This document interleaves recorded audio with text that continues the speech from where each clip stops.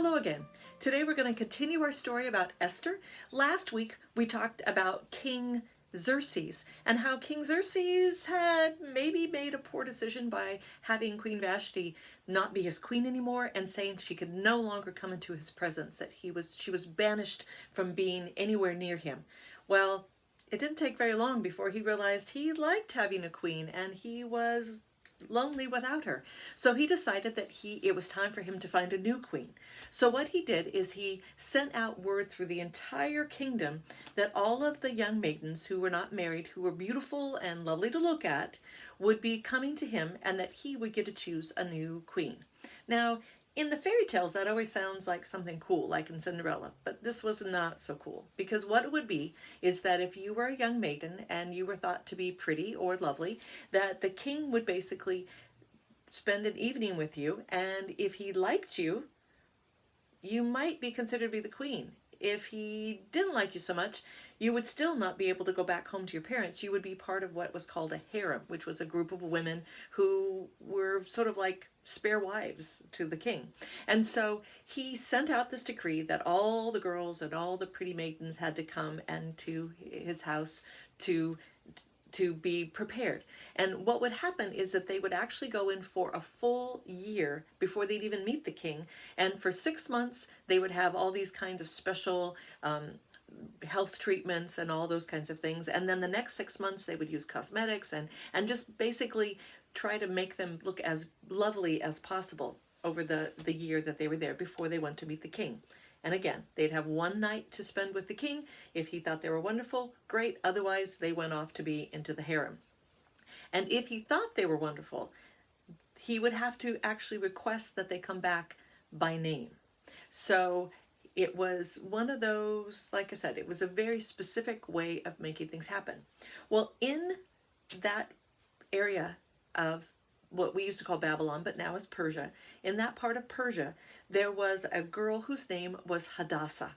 Hadassah was a Jewish girl whose parents had died, and so her cousin Mordecai was actually looking after her and taking care of her. And he had become known to the king as being a wise man, but he didn't let anybody know that he was one of the children of Israel, that he was Jewish, because he was afraid of what that might mean. Because if you remember, it hadn't been long ago that they had been slaves and brought from Israel.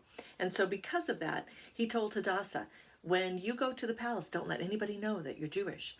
So she went and did all the things that she was supposed to do. And when she went there, she didn't use her Jewish name, Hadassah. She used her Babylonian or Persian name, Esther. And so when she used her name Esther, they didn't realize who she was and her connection to the children of Israel. The other thing that was interesting about it is that every day Mordecai would walk up and down in front of the palace, making sure that she was okay, and would listen to see if there was any news about her. So while she was there, it came her time to be able to go in to see the king, and she listened to the advice of the servants of the king to figure out which things she should take with her when she went to go visit the king. Well, she went in to have her eating with him, and he was very pleased with her.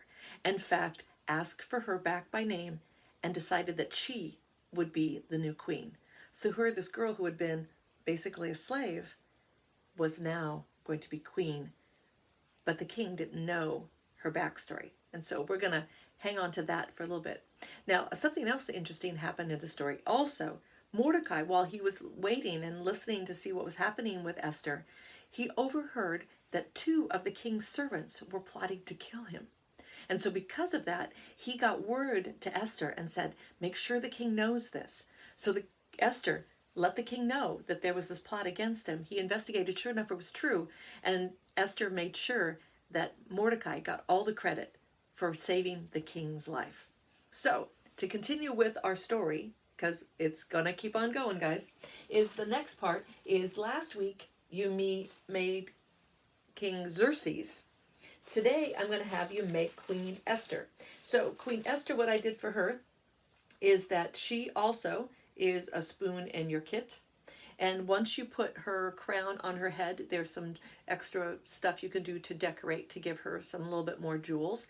I gave her a purple robe so that she would look more, very royal. And then if you look inside, like I said, all the pieces that you need to make your Esther puppet are right there. So that by the end of today, you'll have King Xerxes and Queen Esther.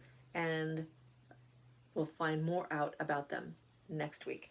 Now, because she was very good to do all that the servant said, and that because she went through all the health treatments for a year, the snack today is actually applesauce, because she would have eaten things that would have made her look beautiful and that were healthy for her. So today we're going to have a healthy snack to remember about Esther.